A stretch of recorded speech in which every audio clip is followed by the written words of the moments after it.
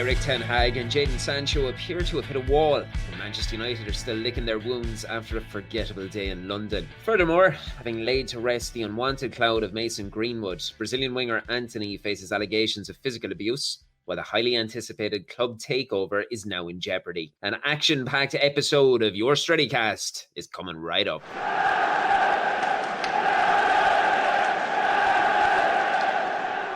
You're all very welcome along to your latest Strettycast, and as per usual, we have plenty off-the-field antics to dig our teeth into. In a week that has seen a disappointing defeat against title rivals Arsenal, Jadon Sancho's relationship with Erik Ten Hag has taken much of the headlines. Accusations of poor performance in training have been met with a social response of denial, as the club is once again dumped crash bang in the middle of dressing room controversy. Now, Sancho's arrival at the club was met with joy, delirium, widespread excitement across the globe, with the extremely talented winger making the move from Borussia Dortmund. As we're all aware, he set the world alight with goals and assists and what has come to be a historic relationship with Erling Haaland. Now, fast forward 2 seasons and 2 managers at Manchester United, a history of questionable professionalism coupled with numerous reports of club unrest leave the Englishman in a precarious situation for his future. Now, I wonder just how much of that has he brought on himself, Dale? Do you reckon that he's doing himself any favours with how he's going on? Absolutely not. I think people can question the manager's position in this, but I think a lot of those people are kind of buying into this whole malarkey of player power, which I think is too prominent in today's game. I think we exist now in a game that if a player is given a slap on the wrist by a manager, a player now feels that he's every right to go on social media and bring his army of fans against the manager. It's a load of bollocks, and I never support a player in doing it. I don't care if people kind of can weigh up an argument as to why Sancho has a point, because I think it just sets a bad precedent for everyone else if a manager allows this going on. Jadon Sancho knows also that we've had a pretty difficult start to the season, not just on the pitch, but off it. And when he issued that ill-advised statement the other night, he was just pissing on that fire to make it last longer. That's all he was doing there. I think if he waited 24 hours, he'd probably think different about what he did, because it's totally backlash for him. You see some prominent journalists respected in England, like Henry Winter, coming out and not falling for his shit. I think he has disappointed himself. It's not the first time, Sean, because Sancho has been given a slap on the wrist for disciplinary issues in training and not really pulling his socks up. Whilst with England, that's why he doesn't get selected by Gareth Southgate. Borussia Dortmund, they lost the game against Bayern Munich the season before he came to United, and the manager said something similar to what Erik Ten Hag said after the game against Arsenal. And Sancho's people give out a statement to David Ornstein of The Athletic in a briefing, and it sounded very similar to what he said in his statement the other night, referencing how he felt he was a scapegoat and using that old similar line again. Look, ultimately, I don't think people are going to fall for it. There's a lot of people, it seems, are trying to kind of rain on Erik Ten Hag's parade and almost blame him. But yeah, not for me, Sean. I'm not falling for it.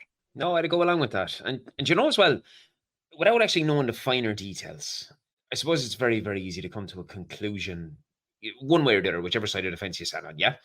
But to me, I reckon it has all the hallmarks of this toxic culture that has existed at the club for years. You know, that culture that we've been striving to kick up the arse and just get rid of for so long. And it looks like an inability to be able to stand up and to accept fault.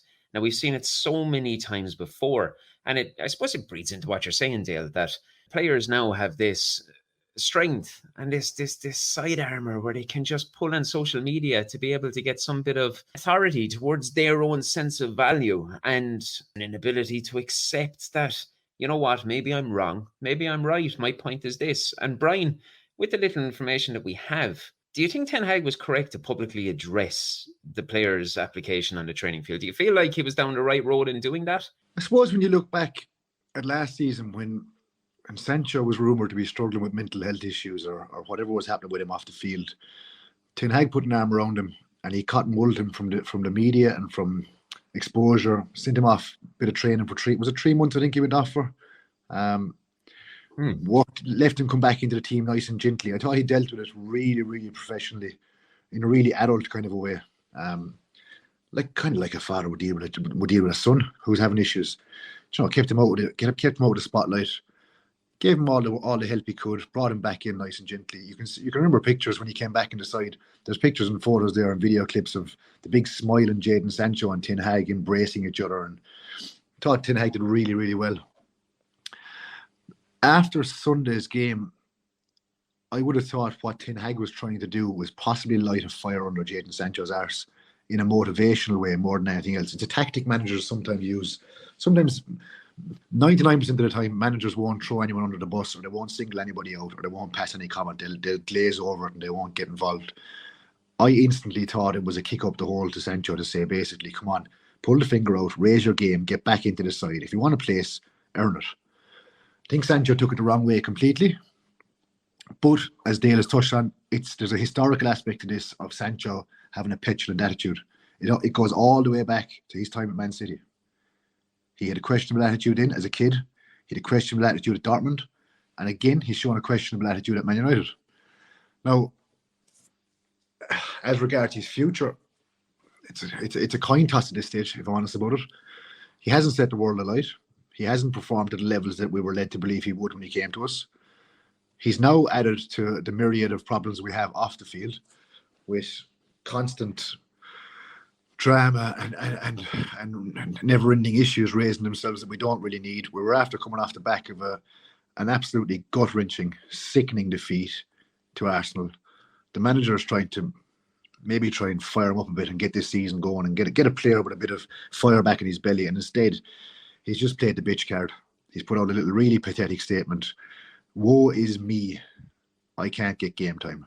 Well, the reason you can't get game time, as we've previously mentioned, for England and now for United, is because your attitude is shit and your performances haven't been up to scratch. And it's as simple as that. That's about it. We've had 2 years now and over 50-odd performances, I think I'm right in saying. Like, I suppose with him, every single time he plays, if he gets a prolonged period in the team, you've got 1, 2 good performances where you're thinking, now are you going to kick on? Now are you going to be the player that we spent all this money on, the player that we saw in the Bundesliga? And time again, he seems to just fall back into this underwhelming sense of performance, and a player that I feel personally, if he wasn't at the club before Erik ten Hag came, I don't think he ever would have been a Manchester United player, because I think he's the furthest thing from an Erik ten Hag winger. I really do. I like the boy. I think he's a fantastically talented footballer. But we speak about this all the time, and it's something I write about, something I speak about how systematic Erik ten Hag is. And he has, his wingers have to be systematic. They have to track back. They have to go forward. And time after time after time again, when we see Sancho playing, he's very underwhelming in this. Now, he has moments. And in those moments, he looks great. And he looks like, all right, maybe he's buying into this philosophy. But I think if you see him play 5 games, 3.5 of those games, he's underwhelming and far, far removed from the player that has that price tag alongside him. If you look at who his opposition is on the right-hand side, it might sound like a little childish thing to say, but he's essentially Antony from Lidl. He doesn't track back, doesn't offer you a defensive aspect. Similar to Antony in a way, he's going forward. Neither of them want to attack a wing-back or a full-back. It goes against every grain of my moral fibre in football to see a winger who refuses point blank to take on the defender. It's what I've been brought up watching. We all were watching marauding right backs and left backs, marauding wingers, attacking the left and right back constantly. Sancho is so unwilling to go at his marker that it annoys the shit out of me. Antony does quite the same, but at least Antony offers you work rate, which is probably a small comeuppance or a small makeup for some of the performances, but he'll still put in 100%. He'll track back, he'll help, he'll work his arse off. Sancho doesn't. He hasn't shown it since he came. His performances aren't the performance of someone like it. It's a kind of a simplistic thing to say. If someone gave me a jersey to play on the right hand side of Man United's midfield, as untalented as I am, I'd still burst my arse every single second I was there. And he doesn't. He doesn't give me that effort, that desire, the fire. He doesn't show enough flair and talented, unbelievable ability to warrant his place on the side. His attitude hasn't been right. His goals and assists and stats and everything else to go with it have been nothing close to what we should get after paying that money for him. And funnily enough, and Dale can back me because people might say I'm talking about my hoop, I didn't want him. Like when we were in for him, I did not want him. I don't want to be the fella that said I told you so, and I don't want to be the guy that's proven right. I wanted to be proven wrong by him, but I just didn't see it working. Didn't see him being the kind of player we needed. And we've got a shadow of the player that came from Dortmund. Like even when he was at Dortmund, he was still a hell of a lot more attacking and more aggressive and more energetic. What we've seen at United is a shadow of that. So coming up towards the end of last season, or the last third of the season, I did give him a bit of stick. I did start to get a bit wound up about him. I thought he might have been off in the summer, if I'm honest. I thought there was a chance he could have left.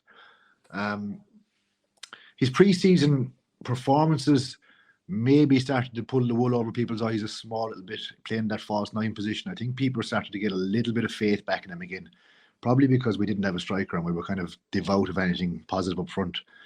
But now we're back to the season on again, and we're right back where we started with Jadon Sancho, getting the arse with everything, not making the side and causing havoc off the field. I think that in itself, though, that one of the last things you said really typifies the issue here, and it pencils back on what I said as to whether or not would he be a Manchester United player if Erik ten Hag was there beforehand, because this is a guy that was brought in to be a winger, and you'll both remember 2 years ago we were crying out for a right winger, and I know that between the three of us we pottered head and back, is this fellow a right winger, is he a left winger? Ten Hag uses him as a false nine, so like this is a position that he has never played really and truly, maybe a handful of appearances across his career, but he's a winger. He's a wing player. And when we speak about Antony, you're talking about a guy that he's nobody can deny his work rate, his tenacity to wear the jersey and to fight for the badge. But if you had never watched Manchester United play football before, and I suppose you sat down, you looked at United and you watched 3 or 4 games, you would genuinely believe Antony was a defensive winger, that he was an additional aspect to Aaron Wan-Bissaka as a defensive winger. He's a defensive outlet to track back, win the ball, and alleviate pressure from the back. But one thing that I really wonder about is does this really, really emphasize just how far ahead the Premier League is than the Bundesliga and the Eredivisie and every other league, maybe with the exception, I suppose, you put in Spain. But is the Premier League that far ahead that these absolute elite European wingers in these continental leagues that make up the top 5 leagues in Europe, that they cannot have the confidence to at least tack one player in the Premier League? As you said, Brian, they get the ball, they run it to defenders. They don't run it to defenders. They get the ball, they track back, or they get the ball and they pass it backwards. I'm at a loss at this stage with it. It's funny, like you nailed it there with Antony. Even more recently, I've been starting to consider him that a defensive winger. It's what he offers to the side. Like the guy has pace, he has trickery, he has talent, but he chooses not to use it a lot of the time, which it's alien to me and I don't understand it. But I'm starting recently to start thinking Pellistri has to be knocking on the door here to get a chance. Like anytime I've seen the kid, I thought he's played really well. Anytime I've seen him, he's been exciting. Sunday, we were in the ground on Sunday, and funnily the lads I was with, we all had the exact same reaction to the game towards the middle of the second half. Get Antony or Rashford off, get Garnacho on, see what happens. Garnacho came on and he put the two of them to shame for whatever 20 minutes he was on, whatever cameo he was on for. His work rate was better. He gets the ball. Every time he gets the ball, the first thing on Alejandro Garnacho's mind, when he gets a ball to his feet, be it left wing or right wing or middle of the park, go. Run, attack, try beat the man, try knock it past him, take him on. That's a Man United player. To me, that's a Manchester United winger. That's a Manchester United attacking player with one thing in his mind and one thing only: get the ball and go. On the flip side, watching Arsenal, Martinelli loves doing it. Saka loves doing it. It's something that sets them apart. They're far more inclined to drive into the opposition than we are. Like even at times, Rashford, I don't know if Rashford is 100% fit or not. A complete side topic, but he didn't look great on Sunday fitness-wise. Either he ran his bollocks off in the first half and he was wrecked, but I started getting the notion in the second half that there was something not quite right with him. He wasn't his usual energetic, bursting self. Antony wasn't really getting much joy down the other side. I thought he played all right. Don't get me wrong. I didn't think he was that bad. I just thought we needed someone to hit him a bit harder, and Garnacho offered us that. But I'd like to see, possibly there's an ideal fixture coming up in the Carabao Cup against Palace, where Garnacho plays left and Pellistri plays right, and see what happens. Just to give us an idea of what these boys can add to the team. And again with that, another boy that needs to come into that side at some stage, Hannibal Medri. Another game made for him. Made for it. We're playing Palace twice in the same week. The Carabao Cup game, you'd expect both sides to rotate quite a lot, given the amount of fixtures we have. It's a chance, I think, for Garnacho to really put a stamp on the side, even though I still think he's more of an impact sub, because that energy coming off the bench is vital to taking teams apart. When teams start to tire and you see this lad come on, you have to imagine his opposite number is looking, going, oh, Jesus Christ, not this fella. I think Pellistri can offer us quite similar on the other side with his energy and his attacking prowess. He's another lad that strikes me as a fella that gets the ball and thinks, I want to go at this fella. In stark contrast to our far more expensive, far more gifted and talented and well thought after boys who were ahead of them in the lineup. So it's an interesting couple of weeks to come. I think Ten Hag has a lot of things to think about. I think he's got a lot of decisions to make. I don't think he's set on his strongest 11 by any means just yet. But again, injuries have made absolute shit of that for him, because the defence is in tatters. I mean, we ended up with Harry Maguire and Johnny Evans as our centre-half pair and finishing up that game through no fault of their own, obviously, but it just shows you where we're at with squad depth and injury-wise and whatnot. But yeah, Sancho, I think Sancho's going to find it hard to get into that right side. I thought so in the summer. We spoke about it. I thought his time at United is coming to a close, because left side, Rashford's in front of him, Garnacho's in front of him. Right side, Antony's in front of him. Pellistri's knocking on the door. Amad Diallo's knocking on the door. Up front, Hoyland came on and made Gabriel his bitch on Sunday. He looks energetic. Martial is still there, like a bad smell, but he's there. Where's Jadon Sancho going to fit back into this side with all his crying and begging for minutes? Where does he fit? Like who can he honestly say, I deserve to play ahead of you? Like I know he said that Sancho played all right over pre-season tour. He was given that role as a false nine and kind of trialed almost in it, because Ten Hag was looking at the squad saying, I might need to call upon him if I'm short on options. I think we've seen, though, in the opening few weeks of the season that while Sancho was available, Ten Hag was fairly reluctant to go with that. Now, that may be a bit of a testament to Sancho himself, that he hasn't impressed the manager in that role and he's unwilling to play him in it. And if you look at what Ten Hag even said about after the Arsenal game, it was along the lines of that he's just not reaching those standards that you expect in training. What of that has triggered Sancho into writing a statement the way he has? Because as a player, if you can't be told the reason you're not in the squad is because you haven't reached the expectations that are expected of you at the biggest club in England, and that triggers you into writing a statement, basically coming out and telling everyone that my manager is lying minutes after he's spoken, not even having the decency to speak to Ten Hag first. Now, Sancho, like I'm going back to what I said about player power, will turn around and say, well, Ten Hag didn't consult me before he spoke to the media. He's the fucking manager. He's the manager. And like people and fans, and seeing fans as well jump on this and saying Sancho is in the right. Everybody here, it's the manager. Show respect to the manager. You've hit the nail on the head, and I think we can probably put this topic to bed at this. The manager didn't slate the player. The manager was simply asked a question about Jadon Sancho not featuring. And his answer was not, Jadon Sancho is a shit footballer, or I hate Jadon Sancho. His answer was, in my opinion, as the manager of Manchester United, he hasn't been training well enough. We have a lot of options in the squad. The way he worded the whole sentence and statement, we have options available to us. He wasn't reaching the levels in training, so he wasn't selected for the game. I mean, that's the most normal and natural reason for not selecting someone for a starting 11 or a squad. If you're not playing well in training, you don't make the team. It's not groundbreaking. It's not new. It's not reinventing the wheel. It's honesty. And that's his right. At the end of the day, he's the manager. That is every single bit of his right to make the decision. If I don't think you're up for it on Sunday, you're not playing. Where's the animosity in this? Like, where's the throwing the toys out with a pram and having a cry on social media about it? You didn't train well, you didn't get on. Fair enough.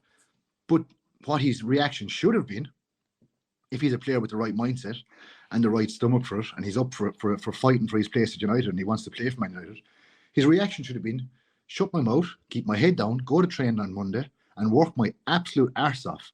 And I spend the next week or 2 weeks or 3 weeks or whatever it is, showing the manager I do deserve a spot. I am good enough for his team. I do want to play for the side. Not go and stick out this little stupid statement calling the manager a liar. I mean, that's going to end one way and one way only, and there's only going to be one winner in this, and that is Erik ten Hag. Well, just going on what Sancho said about calling Ten Hag a liar, I thought that was interesting, right? Because I'm not suggesting that what Ten Hag came out and said is the reason why Sancho was left out. I got a text message the day of the game, and I was told that Sancho would be left out for a different reason, and a reason that would have suggested that his head may have been turned in the last few days of the transfer window. Now, if Ten Hag came out and said something along those lines, I could see why Sancho would get upset.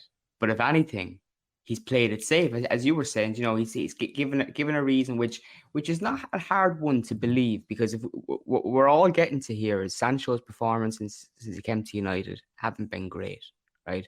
So it's not hard to believe that in training he's not reaching the standards. Because I tell you, when I'm watching him in games, I completely agree with the manager.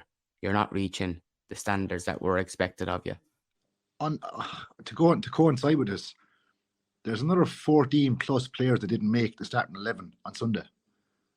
Why did any one of those not make the starting 11? Because the manager decided they weren't the right person for that position for that game, or they're not training well enough, or they're not ready for the game, or for whatever myriad of reasons Erik ten Hag decides to pick his starting 11 with. He's left another 14 plus players on the sideline. Not just Jadon Sancho. It's not like we're just picking on Jadon. So his reply to the journalist who asked him that question wasn't outlandish by any means. It could have referred to any other player on the squad who didn't make the team on the same day. But so be it. And I suppose it all really boils back to the topic that I was saying earlier on about this toxic culture that's in a dressing room. A sense of entitlement and a sense of, well, I cost this amount of money, I should be playing. It's not what we want, it's not what we need. Journalists have enough to write about Manchester United, let alone the players, fueling them with more ammunition on unnecessary topics like this. Moving on from this, because it all revolves around football at the end of the day, and a game against Mikel Arteta's Arsenal. Now, we all know it ended with a 3-1 defeat in a game that had more than one talking point. Now, Brian, I'm looking at you because you were there. And when I was sat in front of my television and I tried to make sense of some of the halftime Twitter talk, which is crazy and I don't recommend anybody do it, you were present in the away end. And given the magnitude of several of those key decisions, which I still can't wrap my head around, what was the take in the ground and in the pub afterwards? I mean, it must have been absolutely infuriating when you looked at Match of the Day, when you saw some of the playbacks, the highlights, was it? Do you know, when Garnacho scored that goal, I didn't for 1 second think he was offside. Like, the offside never came into it, because watching it in the ground, I didn't even realise they were that close. I actually thought he was just breaking through and it was a matter of form. He went through, hairs in the back of our neck standing up. Everyone took a deep breath going, please, please. Stuck in the back of the net, and the place, it erupted to levels I haven't seen in a while. It was absolute mayhem inside that away end. It was absolutely ecstasy. It was unbelievable. Then we saw a VAR up on the screen and I nearly dropped my heart out of my chest. I said, what in the sweet name of Jesus are they after seeing here? There can't be anything. Like, there's no foul. He's straight through on goal. He buried it. Offside. Right. Gutted. Probably as low as I've felt in a while now, to be honest with you, because that really knocked the stuffing out of us. And it must have done the same to the side, because that was a hard-fought game to get up 2-1. I thought Ten Hag played it very well. This system worked. Onana probably had more touches of the ball than any other player on the pitch, which I'm not sure if I'm used to it yet or if I ever will be. But I can see it. I can see why, and I can see how it works. It's drawn the opposition forward.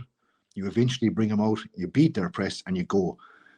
The key to this is you got to turn that moment into an attack and into a chance, which we fail to do more often than not. But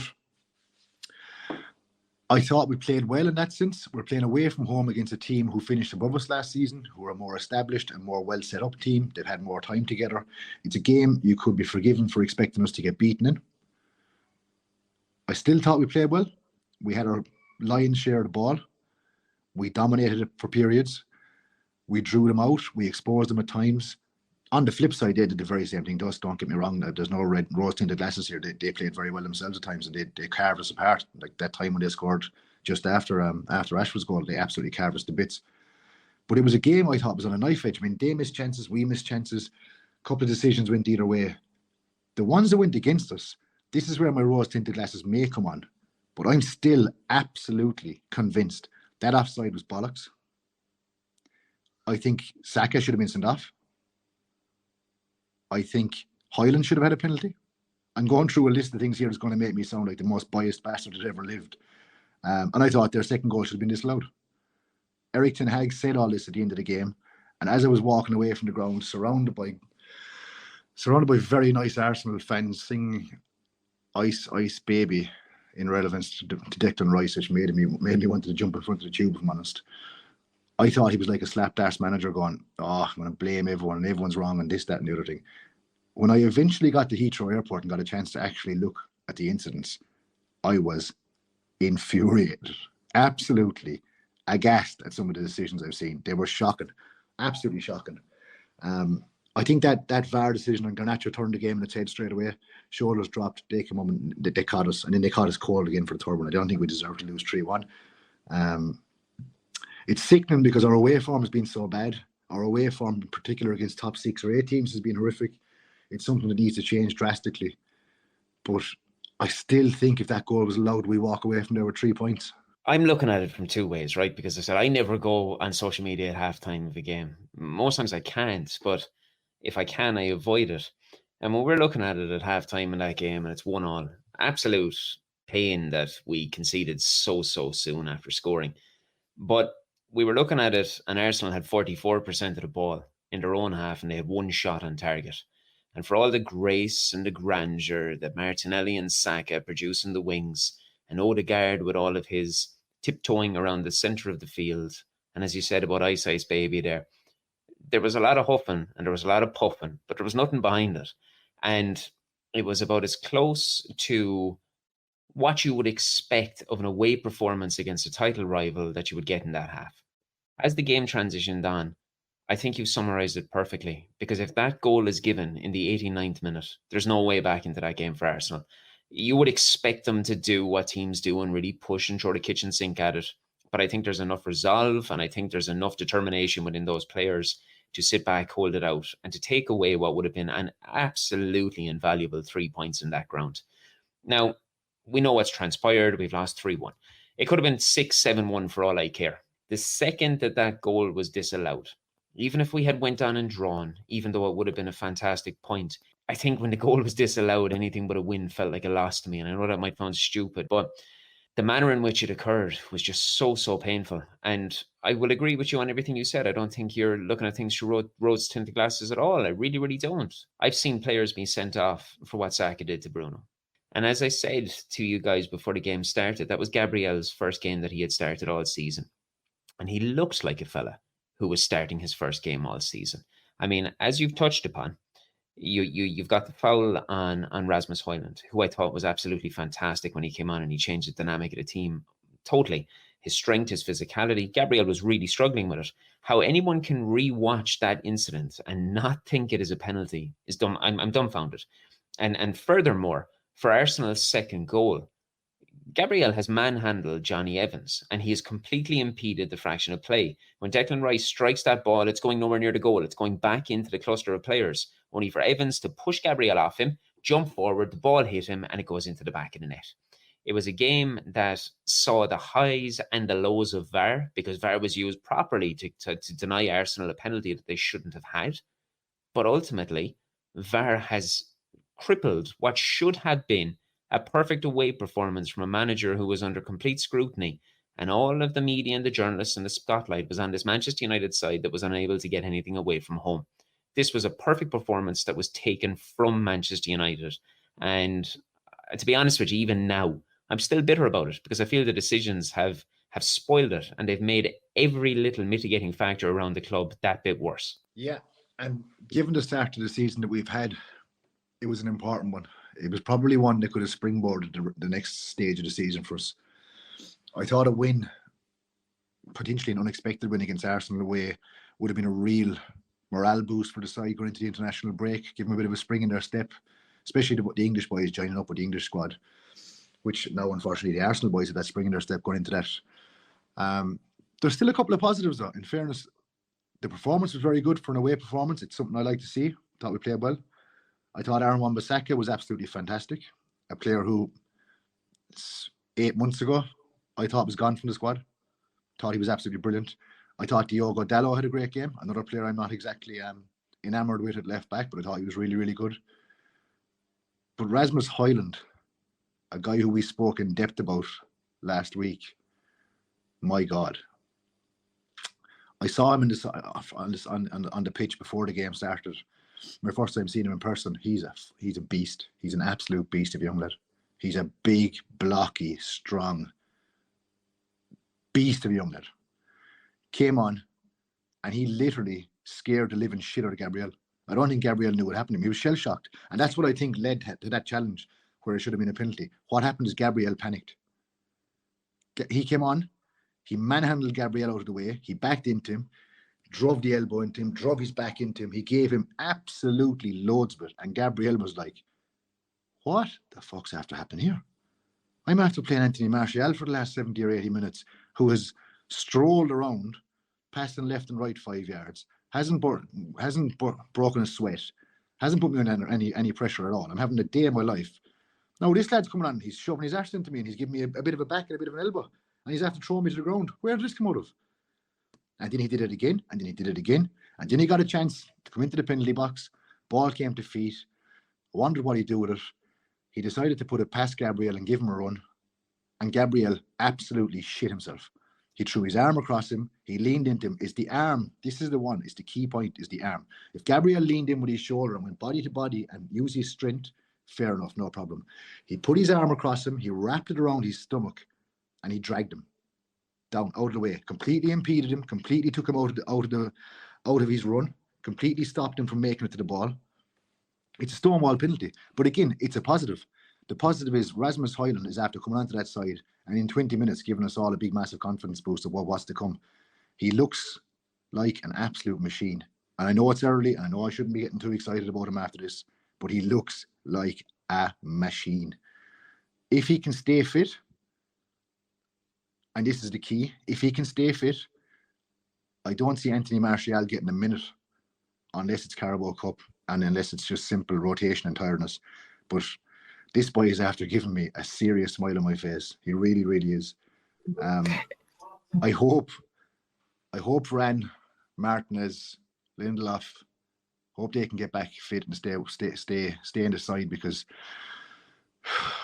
you know, Harry Maguire, one of the worst things that happened on Sunday was when Harry Maguire came on, and it wasn't from our fans, and it wasn't the fact he came on, which, well, to some it might have been.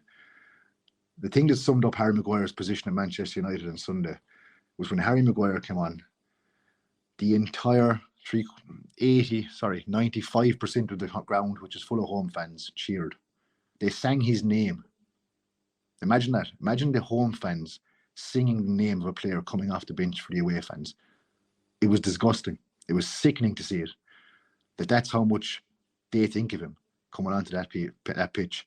Like, imagine how small he must have felt coming onto the field when he got a kind of a grumbly applause from the away fans and the home fans were absolutely buzzing.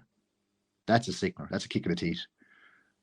Yeah, but we need to get our centre-backs, we need to keep them fit. Dalot did a good job. It gives me a bit of confidence that he can actually perform at left back.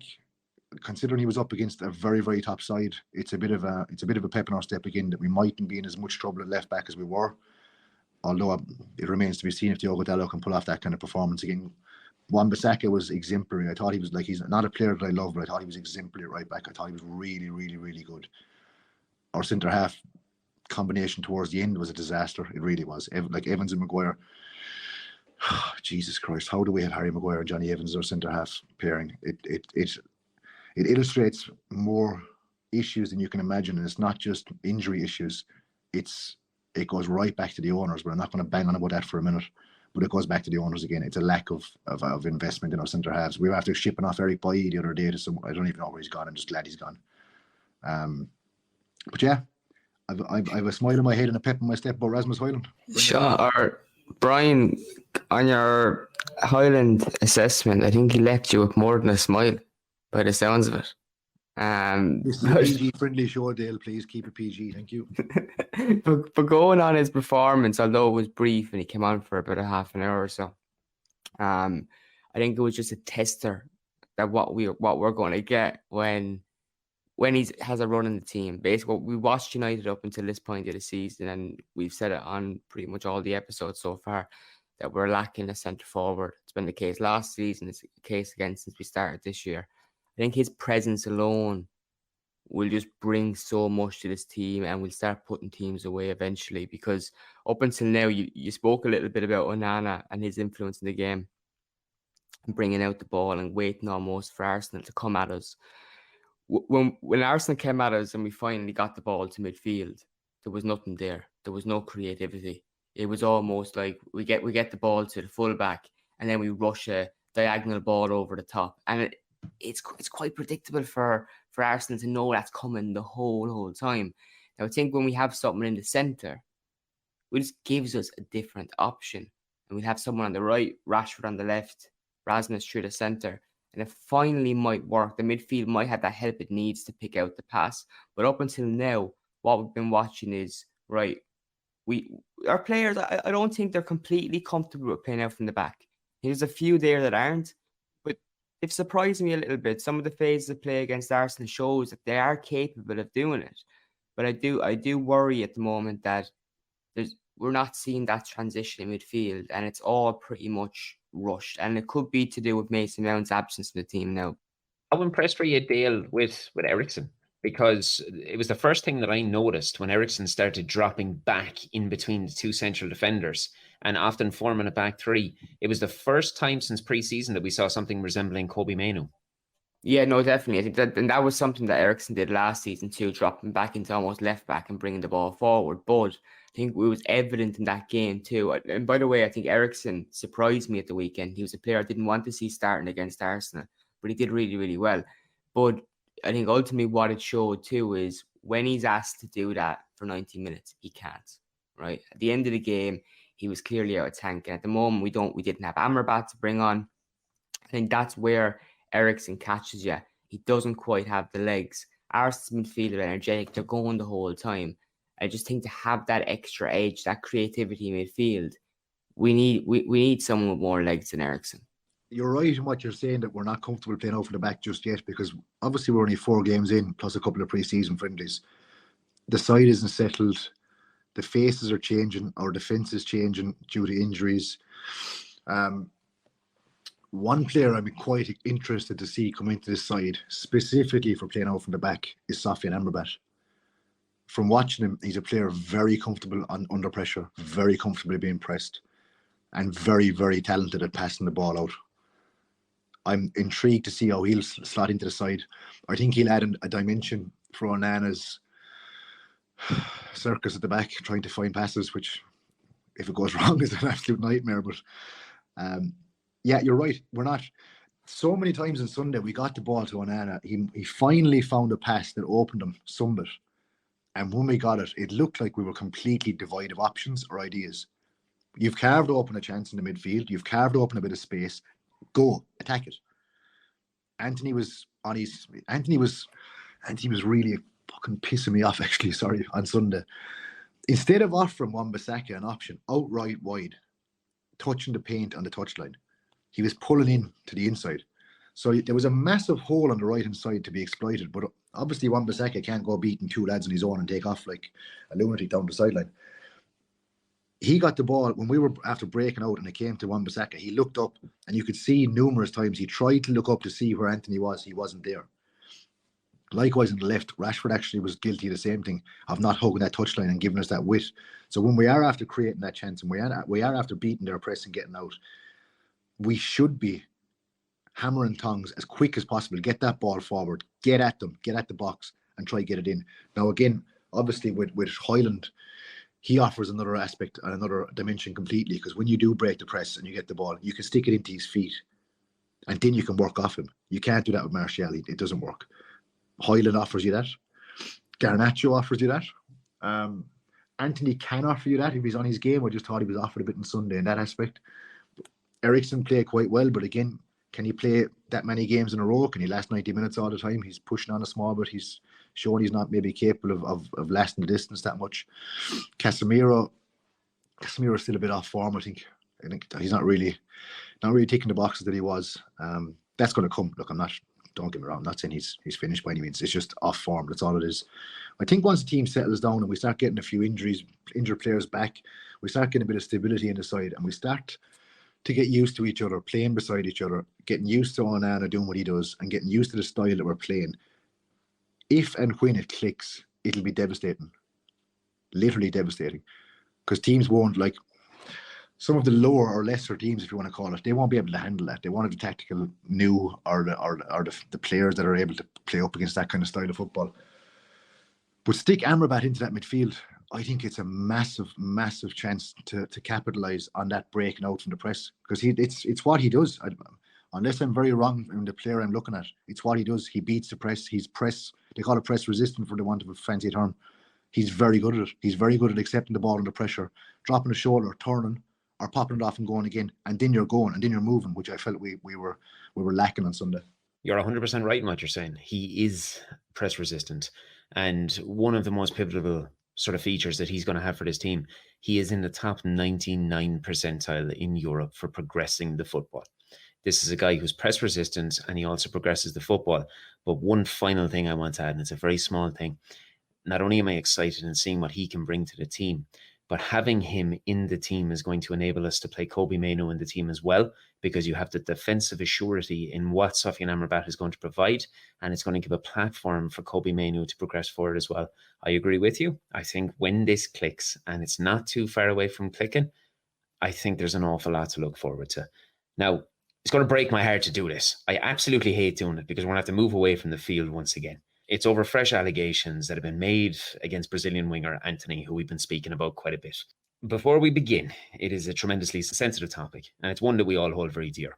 So there's going to be no compromise given towards any player who is found guilty of such a hideous act. But at this stage, it is nothing more than accusations. Also, as it's an open investigation, anything that is said or posted on social media or said in a Strettycast could indeed be used in contempt of court. So with that in mind, we will only discuss the facts that are publicly available. And they are that Gabriela Cavallin is the player's ex-partner. And she filed a police report against him in June for 4 cases of domestic violence, bodily injury and threat, all being publicly denied by Antony. And he's adamant that his innocence will be proven. And I think that's a really, really key factor in this. But since then, fresh reports have surfaced in the last week, with the player being investigated by Greater Manchester Police. And they are indeed citing claims that he headbutted and punched Miss Cavallin. Now, he's since been removed from the Brazilian national team pending investigation, and his future is anything but certain. Dale, I'm going to ask you straight up, as sensitive it is, but as known as what we do at this stage, what are your thoughts on the situation as a whole? Well, I think Manchester United are under enormous pressure. I think it is not... I think too many people, by the way, are jumping to social media and giving their opinions like they know the story inside out based on what they've read in a report from a Brazilian website. And that's not helpful, because a lot of people I've noticed are dragging comparisons and media comparisons to Mason Greenwood and almost suggesting that you need to get rid of Antony straight away. I think that this is just a dangerous scenario. People almost want this to be true, and we haven't heard Antony's side. We haven't seen either. We've seen bits of evidence, but not as much definite proof that Antony was responsible for this. We've just heard one side of the story, and more will come out. But I think it's just a dangerous United are under enormous pressure because once Greenwood was investigated, he was immediately suspended. And as we've seen with the Brazil team, they've now axed him. So United are under the spotlight again. The world is watching the club. What are you going to do? You suspended Greenwood, surely you're going to suspend Antony. I don't see any other way out of it, because until the police launch their investigation, and which, by the way, Antony has said that he will work with them and provide the evidence that they want and hand over what they need. Until they do that, and if Antony cooperates in a way that he can get it done quickly, it should be easy to solve. I think it's interesting. These claims did come out a few months ago, Sean. They originated again from Brazil. Nothing was really done about that.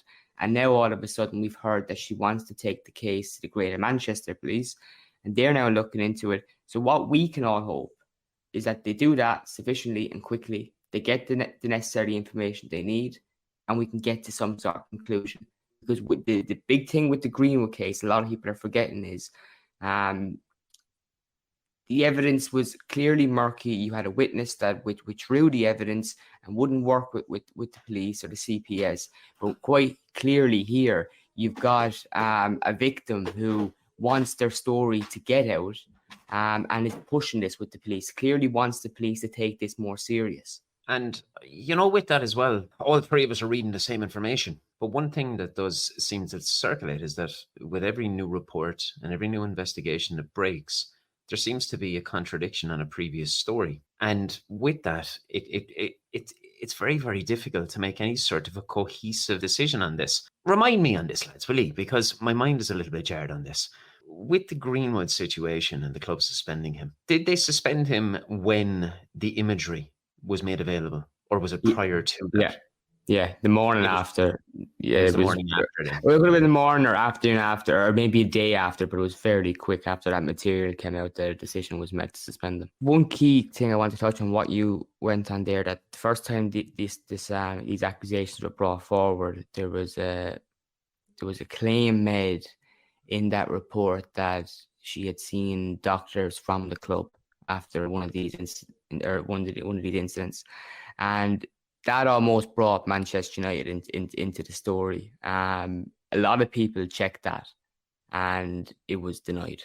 The interesting thing is, in the second report, which came out yesterday, that was not mentioned. It was almost retracted. They're not going with that anymore. So I just thought that was interesting that we're seeing little differences in events here. What are your thoughts on it, Brian? I mean, I know your opinion on the player, but take it as a human being in this particular situation, obviously in light of what's happened with Mason Greenwood. See, what you've just said there is what worries me about the situation. The instant feeling on anyone in this is to relate it back to Mason Greenwood. Yeah. And it's an obvious and easy thing to do. We've just come out of a saga involving a player at the club with domestic violence and other allegations made against him. Now we have a second player hot on the heels of just after solving the Greenwood issue, or at least putting it to bed for now by loaning him to get halfway, and the club making a decision on it. We're faced with another saga, another accusation made. But there are stark differences in the two cases. First and foremost, Antony has publicly come out instantly with a complete and utter denial of any physical harm. He's held his hands up and he's admitted that yes, arguments happened, they were over the top, verbal stuff went down, etc., etc. But he is straight out and twice now, when the story broke both times, said that there was no physical harm caused, and he's willing to fight that case completely, and he's completely saying that he's innocent of it. When you compare that back to Mason Greenwood, we were met with silence. Silence is a very worrying thing. The amount of evidence we saw in the Greenwood issue, the magnitude of the claims of what the allegations were, which was met by silence, bothered me. I think it bothered everyone. What would give me some sort of semblance of an opinion that maybe there's more to this story than meets the eye with Antony is the fact that he has not met it with silence. He has not put his head in the sand. He has come out straight away and said, this did not happen. Gabriella said club doctors were involved originally. That side of the story has now been dropped. That bothers me, because why would the story change? If the story is the story, why would it change? As Dale pointed to, it was investigated by many journalists. It was denied, and it seems to have been, without actually making a redaction, it seems to have been retracted. So that bothers me about the situation. Obviously, the situation itself, the allegations are serious. They're definitely not something you want attached to the club. And you have to look at the stage of, when do the club step in? Where is the guidebook or handbook for the club, being the club? What level does it have to take for the club to take action? When do they get involved in personal relationships? When do they get involved in accusations and allegations? I think Brazil have put Manchester United in a very sticky spot. The fact that Brazil have pulled the plug on him now puts the ball back in Manchester United's court in a very bad way. We're just after coming off a very tricky saga, and now we're in something we didn't need. Jesus above. The last thing we needed after the Greenwood issue was something like this to come straight back into it. The team is already struggling with form. The team's already struggling with the fact that it's been under the highlight of the media for the Greenwood issue. Ten Hag has gone through so many different sagas with the likes of Cristiano Ronaldo and the Harry Maguire issues. Not saying they're comparable in importance, but there are different issues he's had to deal with as the manager of the club, a new manager coming to the club. This was another issue we didn't need. My opinion on the player doesn't really matter when it comes to this topic, because whether I think he's a good player or not, I thought Mason Greenwood was an absolutely world talented, gifted young fella. But when I saw what happened, I didn't want him near the club. So whether I think Antony's world class or not good enough doesn't really come into it. I'd like to see what happens in this one. I'd like to see it play out a bit more.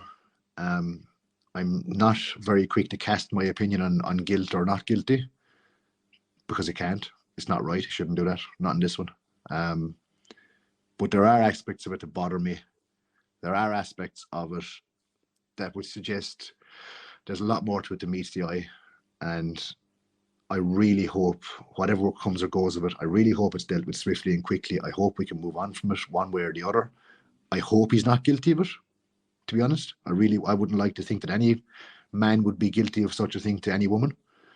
But you don't know. You don't know. So let's see. Let's put a pause on it.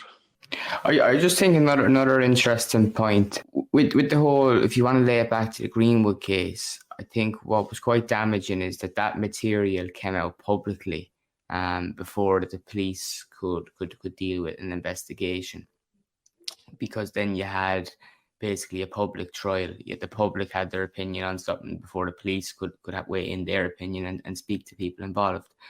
But with this case, obviously, when you have a victim, the victim will be told by the police not to be selling your story to the media while we're trying to conduct an investigation. Well, this has come out with a lot of PR, which is what confuses me. It's come out with a publication, running a story, again, while an investigation is going on. Why is that necessary? Surely the investigation can be done without different snippets being dropped into the media, because let's face it, that doesn't help an investigation as far as the police are concerned. And that's one of the big aspects of this whole saga and this whole case. We're always told in these big accusation cases that things that are said in the media can affect the trial or can affect the outcome. It looks like Gabriella went for it in Brazil, went to the media to get the attention, get the word out there and get the story out there and get the buzz going around the whole case and see if she could get some backup and get some, not backup, but could she get, what's the way I want to say it? See, could she get some media action around it? She did that. That to me should have been that. Like, that's, if you're going forward in this kind of a thing, that should be it. That's where the media side finishes. And your advisors and your legal advisors turn around and say to you, that's the end of that now. You do not do that anymore, because anything you say or do will either go for or against you in the media. It'll be dissected like a frog in science class. It'll be absolutely looked at under a microscope. But the fact that it didn't gain the traction that maybe she wanted it to highlight and expose the issue in Brazil, she's come forward again in England more so. Still using, I believe, still using the Brazilian outlet maybe to do it. But I fail to believe that her advisors would say it's a good idea to do this. Because if you're trying to build a legal case against someone, you don't go back to the media and give them more and more and more, because it will just damage the case. It'll cause, realistically, it could cause a mistrial at the legal side of things. I think that's why it's confusing, because we don't know exactly what stage this investigation is going on. No one has actually come out saying we're investigating the matter. What Greater Manchester Police said, they were trying to clarify the circumstances relating around the images that were posted. So there still seems to be a lot of grey spots around this. Like, there does, and I'm not going to misquote her. I can be completely willing to be corrected if I'm wrong, but I think either she said or the attitude is put out there that she's willing to go to England to make him answer these charges, or to put him to the sword in England. She's willing to go that far, to go there and do it. I don't know. Again, it's another aspect of it that bothers me. It's already out in the media. You've given your interview. You've done what you felt you needed to do to get the story out. Now leave your legal aid or your legal representation handle it. Leave the police handle it, and let it be done with the guy that you're going after for whatever you're accusing him of. So it's interesting to see that she has decided to go to the media again. And there's stuff being leaked, and there's stuff coming out, and there's stuff being talked about the whole thing. It doesn't bode well for anybody involved in it, either side of this accusation, to be honest with you. As I said at the very, very start, we're at a stage where it's a fact-finding expedition from the people that are trained in this. The three of us aren't going to solve this, and it's an ugly, hideous situation that you shouldn't have to deal with when you're following a football club. Now, obviously he's come out and he has admitted that the relationship with his former partner was tumultuous, but he heavily insisted that he never committed any physical aggression. He also went on to state that I can calmly state that the accusations are false, and that the evidence already produced and the other evidence that will be produced demonstrate that I am innocent of the accusations made. It doesn't sound like a guy who is fearing the worst. It sounds like a guy who's very, very confident of the cards that he's holding. And it sounds like a guy who's very, very willing and able to push all his chips on the table and say, I'm very, very confident with the information I have, and I'm not going to desist from what I'm doing. One way or the other, I suppose from a footballing perspective, you want your players to be treated well. And if this is something that is going against them unfairly, I hope he is proven to be true. At the same time, in no way, shape or form, as you've said, Brian and Dale, can any behavior like that be accepted. And hopefully in due course, the truth will come and it'll be alleviated as best as it possibly can. The one thing that worries me going forward, whatever the outcome of this case, is there now a precedent of the club to get involved immediately when any accusation is laid at the door of a player? And the conspiracy theorist side of me worries, will people see this as a chance to come at players with claims and affect their career if a relationship breaks down, if a relationship ends in an ugly way? Is it, I'm not saying it will, I'm not saying it could, but I'm saying there's a possibility that people with the wrong mindset and with retaliation in their mind could have seen it right. We've seen Mason Greenwood do something wrong. He got punished. The club stepped in a big way. Let's just say Antony didn't do this, but the club have decided, hypothetically, the club have decided to suspend him with pay until the investigation is finished. But it's proven that he didn't do something. The club getting involved in this, which unfortunately they have to, it opens a can of worms going forward. When do the club step in? What accusation level is needed for the club to step in? And at what point is a player suspended? You'll have to look at other clubs around us, which is, I don't think it's an unfair thing to do. We've had other clubs with players with accusations, some of them with gross accusations labelled at them, and they haven't suspended their players. They've let them play. They've put their head in the sand about it, and they've left it play out. So it's a murky water going forward for everybody involved. It's definitely a murky water for Manchester United, given what's just come before with Mason Greenwood and what's coming now with Antony. It's something we didn't need, and it's something that shouldn't be a part of following a football club.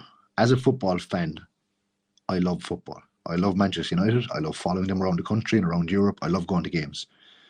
I have never wanted to get involved in football as a fan to be dealing with moral questions surrounding players and sideshows to the football around legal accusations and assault claims, etc., etc.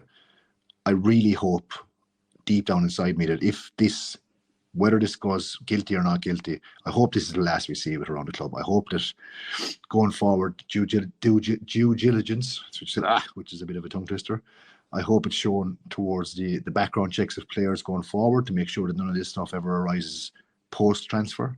Not saying this was missed by the club by any means, I'm not suggesting that, but I hope that that's definitely taken very strongly into account when we're signing players going forward, that background checks are fully done to make sure this stuff doesn't raise its head again, because Manchester United has been damaged as a football club and as a brand. It has been damaged massively by off-field, as opposed to our performances on the field and our manager and our players doing their job on the field in football. We've been massively damaged off the field by Mason Greenwood, now Antony, by our owners, in numerous different types of situations. We're being damaged constantly. It looks terribly bad on the club. And as a fan, it's hard to stomach it, because this isn't what we're behind. It's not what we're into. We're into football, not legal cases and drama. I think, Brian, some of the players are ruining the reputation on the pitch as well. They are, definitely. And I take that point. But I'd also suggest that on a more serious note, I'd imagine some of the players in the dressing room were looking around going, is this a club I still want to be involved with? Well, you see, yeah, no, look, Are there players, and not even players, staff members, people working at the club, people at high level, low level, mid level? Is there now a little murmur behind the scenes? Could it be implausible to suggest that certain players might be looking at this saying, do I really want my reputation attached to this club at the time? At this moment in time, is the best thing for my career to be sat beside this player, or at a club at a time where they're going through such incredible scrutiny for things that are completely unrelated to my football performance? It's not something I'd imagine that would be most enjoyable. I can't imagine sitting down inside in the dressing room during the Mason Greenwood saga was easy for any of the players in the team. Do they want him back? Well, obviously, we can't ask them. No one's going to ask them. They're not going to answer that question. It's not going to become public until probably many years down the line when Stephen Bartlett has one of the players on his podcast. I'm sure someone will talk about it, because he seems to get all the scoops. But it can't have been easy for players to have that moral side of things in the dressing room, knowing Mason Greenwood was, and we can say it with our chest, he was coming back. We all know he was coming back. How did that sit with the rest of the team? How does that affect their morals and their attitude and their opinions? And I've spoken to someone recently, don't know whether it is 100% true or not, but I've spoken to someone recently who suggested that there is a serious problem in the dressing room at the moment. I've actually spoken to more than one person who said the same thing to me. There is serious unrest in the dressing room. There are some major clashes. Can you say this is not coming from the Greenwood issue? Is there not people falling out with each other over certain things? Is there not things going on in the background that we don't know about that are definitely affecting our on-field performances? Because a happy team plays well, an unhappy team won't. I think there's a number of reasons for that, not just the Greenwood case. I think United are yet again guilty of keeping players they knew in the summer were definitely better moved on. And those players now are still at the club. It's inevitable, it happens to other clubs too, that when these players are kept and they're seen they're not being selected, those players are upset. And this is something at Manchester United we've had with previous managers too. You've had a manager, not just Ten Hag, that has made it very clear to certain players, I don't want you, I don't want you, and I don't want you. The club then have a responsibility, or the likes of John Murtough, who I think should we put into the spotlight a bit more for scratching his arse more than doing constructive deals. But yeah, there's issues all over the place, and you've got players that are there that don't want to be there, and they are going to cause problems, Brian. They're going to start getting unhappy with the manager, and you have all these things now. You have the Mason Greenwood backlash. Now the Antony case, and there's also questions within some of the players in the dressing room about certain players having, I think, preferred selections and getting selected more than others. These things don't breed well at the start of a season. And like you've nailed it again, because to expect a team to perform well on the pitch on match day, there needs to be cohesion. There needs to be understanding between each other. I'm not saying they have to love each other or be best friends, but they have to at least get on with each other well enough to play football together. They've gone through a stage at the club where we've had the Mason Greenwood incident, which was absolutely massive. There's massive confusion, I'm sure, with the players as well regarding the ownership. I mean, they're going through it just as much as we are. They're not sure what the story is. Are the owners staying? Are they leaving? Are they not? Are they coming? Is it Jim Radcliffe? Is it Qatar? These are all things that players, as much as us, are going to be thinking about. It's on their minds every single day, just as much as we think about it. So there's a lot of unrest at the club around so many different topics, and we still expect them to go out on a Saturday or a Sunday and gel together the way we expect and want them to do and perform to the levels we want. We've gotten rid of a couple of players over the last while, no less Jesse Lingard, Paul Pogba, Dean Henderson. Players with a bad attitude towards the end of their time there. Players who have caused unrest. The likes of Henderson, given his TalkSport interview, I wasn't sorry to see him leave. Pogba, as we're all well aware, wasn't exactly the best apple in the cart. Jesse had issues, his brother coming out on social media causing havoc. All these things contribute to what we call bad apples in the squad, and we've got rid of a few of them.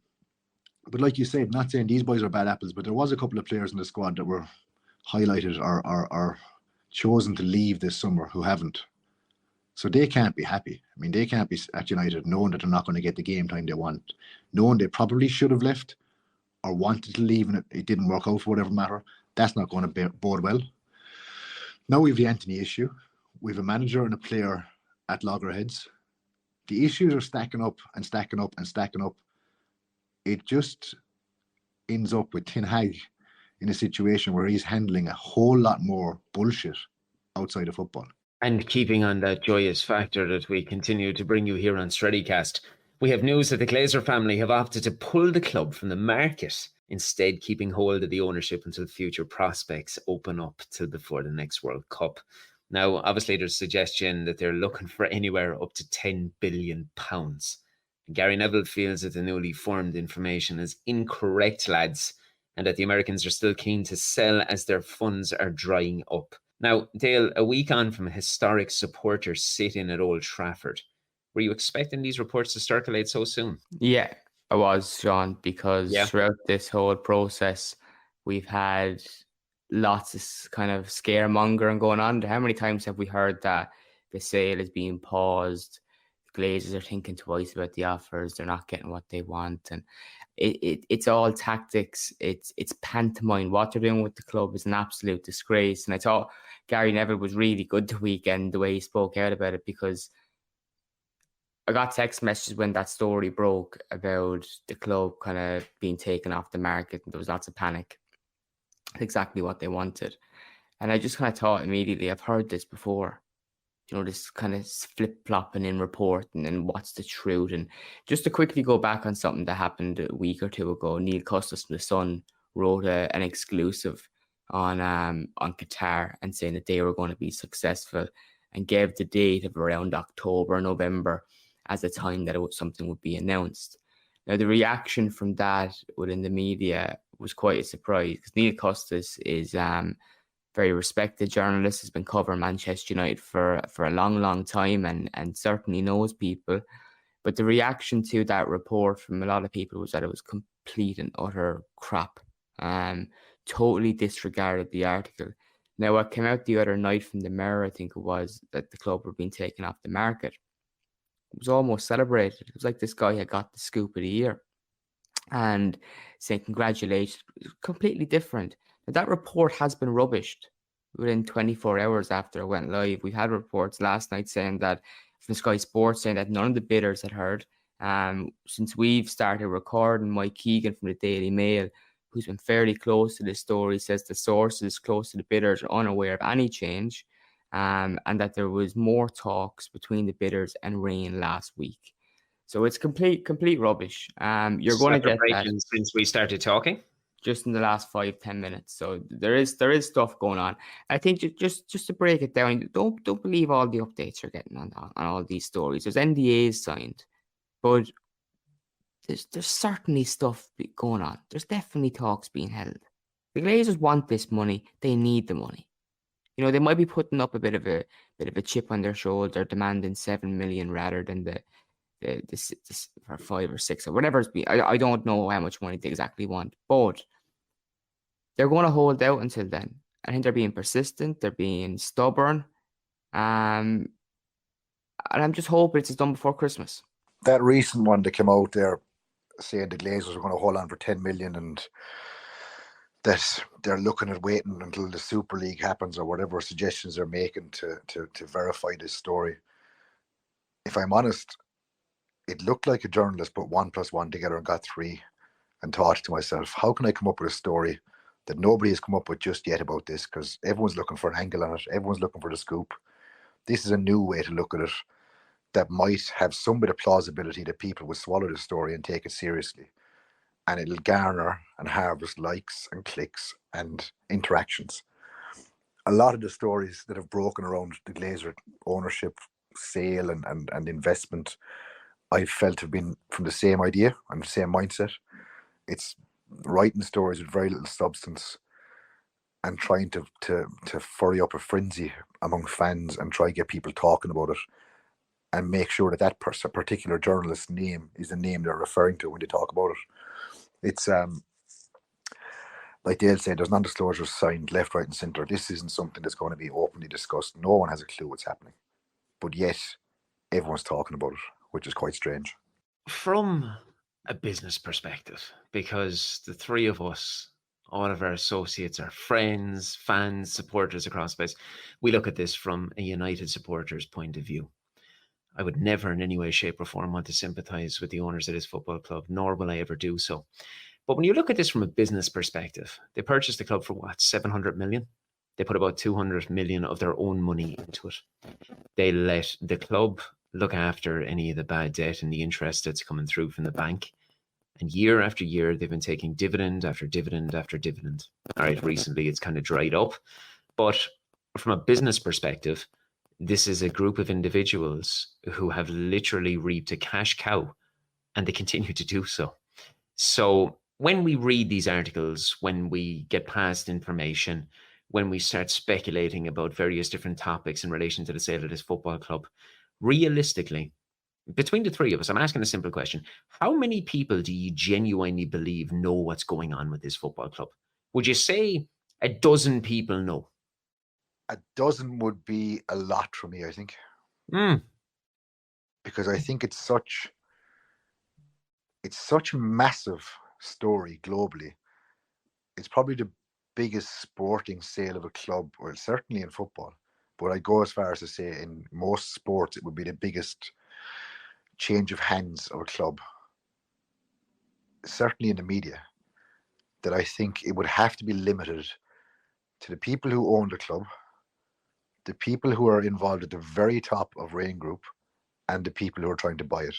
Outside of that, I doubt their brother, sister, mother, dog, or goldfish has any idea whatsoever what's happening. I don't think they want anybody to know about it. And I think the only time any of us will learn any solid truth or fact is when it either sells or it's made clear that it's not for sale. Outside of that, I think everything else we will read will be hypothesis or bullshit. And how much of it then stems to the possibility that we're looking towards America in what, 26? So we're talking 3-4 years of prep. That a group of people inside in a room decided to say, let's see what sort of interest we can generate now. Let's see who really comes forward, and let's see what powerhouses of the financial world will come forward and show us their hands now. And then we can start foreseeing what we're going to look at in the next 2 to 3 years. What did Chelsea just go for recently? It was a $2.5 billion that Chelsea went for. And then you've got some of the American franchises that look towards what, 5, 6, 7 billion. Some of those, possibly the American football teams and that. We're looking at a situation where we really and truly do not know what's going on.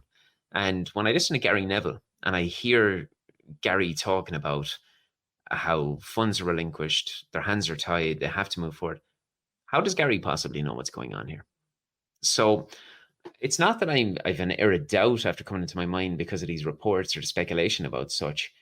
It just seems like something that's continuously been put on the long finger over and over again.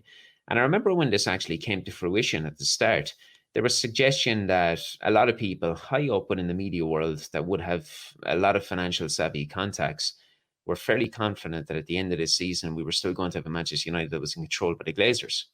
Is that something that we're looking towards? You asked a very interesting question there. If this is a scouting mission or a fishing mission to see what powerhouses come forward and who's going to declare their interest in the club, well, they've got their answer. Two. Mm-hmm. Two. Three. Two that we know of. Well, two that we know of, and two that we're. I think we could probably take that for what it is. I mean, those that are involved in trying to buy the club have said they're trying to buy the club. So I mean, that's fact. Like Qatar are trying to buy it, Sir Jim Ratcliffe and whoever's with him are trying to buy it. The Norwegian or Danish or Finnish guy who threw his hat in the ring for a week to get a bit of publicity was trying to buy it. I think he was using butter vouchers to raise the funds.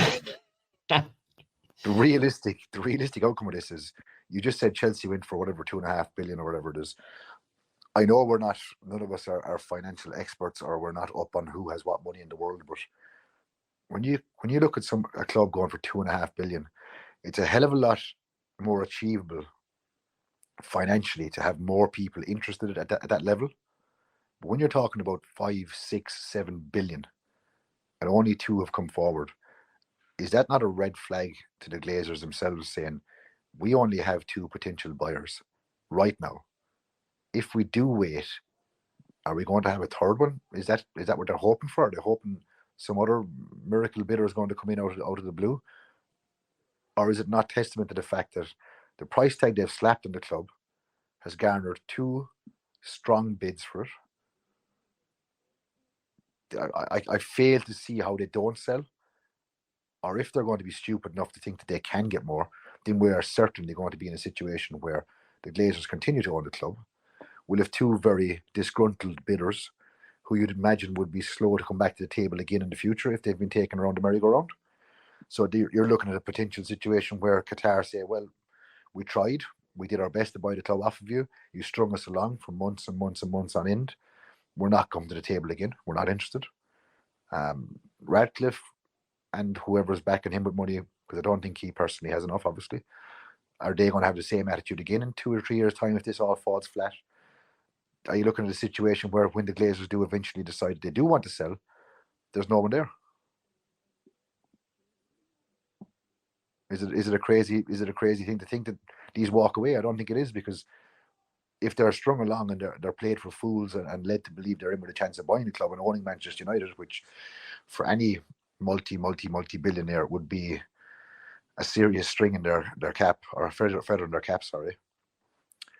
If the Glazers take the piss out of them, which is essentially what we're led to believe is happening, whether it is or not, I can see him walking away and not coming back to the table again. So I'm not the Glazers, luckily, because I'm not that kind of a scumbag, but I hope to God that if I was to advise them anything, I'd say sell it now and take the money you can get. You bought a club for whatever, 5 or 6 or 700 million. You can say you put 200 million into it. You didn't, because you recouped that tenfold over the years you owned the club. You're getting 10 times what you paid for it. It makes business sense. If someone offered me, if I was to give you €1,000 in the morning, you gave me 10,000 back for it, I wouldn't say no to it. So if they get the asking price that they feel they're happy with, which is, I think, a mental price tag to put in the club in the first place, take the money, run, walk away. You're not wanted. Everyone dislikes you. Everyone wants you out of the club. You're not welcome. The investment has gone sour. Sell it. Get out. Stick to your American football. Don't come back. Yeah, but you see, where you go back to the whole time, it's been 18 years of this. It's been 18 years of them being told that they were never wanted, and protests and the whole lot, and they just don't give it. They don't care. All they care about is coin. The only thing I think the difference now compared to 18 years ago, social media wasn't as prominent. I don't think it was as easy to relay your dislike for the owners. I mean, those who protested originally had to do so in person and had to organise it in a lot different ways to what's going on now. I mean, you've seen with the 1958. The 1958 assembled their support and assembled their strength on Twitter.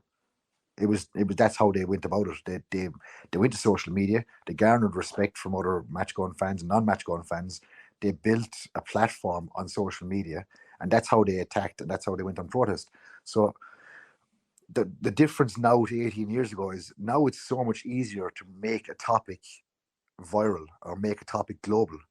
It's much easier to relay your hatred or your dislike for someone. So I think right now, I think the level of dislike towards the Glazers is a hell of a lot hotter than it was back then, because back then it was left more to, I won't say local fans because that's disrespectful to the people that didn't like him and didn't want him to come in, but it was a lot more in-person protest than it is now. It's a lot easier to protest against them visually right now than it was back then. So I think people can say the Glazers don't give a shit about protesting, they don't care about this, they don't care about how people feel. They have to. They can't not see their investment be lambasted every single day of the week in the media and not realise that it's going down to 10, down to 20. I mean, I can't understand how they haven't sold unless the whole process is ongoing and it's going to come to a conclusion eventually, and it's just a long legal effort and whatever's going on. I can't understand that they cannot see they need to get out.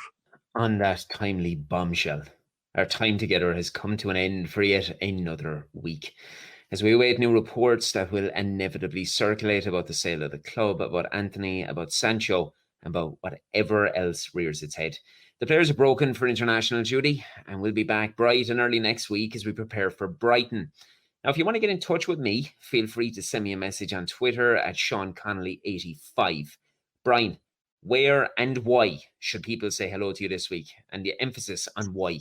They probably shouldn't, as I say always, because I speak an unmerciful amount of rubbish.